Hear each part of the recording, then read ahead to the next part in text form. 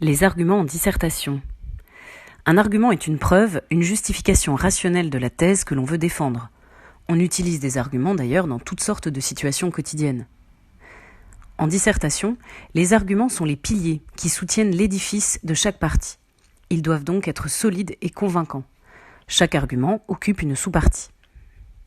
Pour trouver des arguments, il faut mobiliser au brouillon ses connaissances sur l'œuvre en se remémorant les cours, les activités, les textes. Formulez votre thèse sous la forme d'une question et creusez-vous les méninges pour y répondre en vous demandant comment ou pourquoi. Prenons un exemple. Nous voulons trouver des arguments pour démontrer la thèse suivante. Victor Hugo se fait le porte-parole de l'humanité. Comment s'y prend-il ?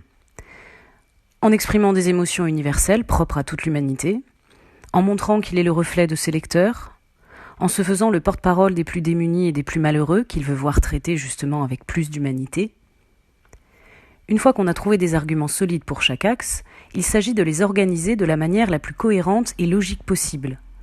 On commence par l'argument le plus évident et on fait en sorte que chaque argument entraîne logiquement le suivant. Ici, le plus évident est de commencer par un argument d'autorité, en évoquant le projet de Hugo donné par lui-même dans la préface. Il veut être le reflet du lecteur. Argument 1. Cette volonté d'être un miroir implique donc qu'il évoque des émotions où le lecteur peut se reconnaître, donc des émotions universelles. Argument 2. S'il parle au nom de la collectivité, cela implique qu'il évoque des problèmes collectifs, comme la misère. Argument 3.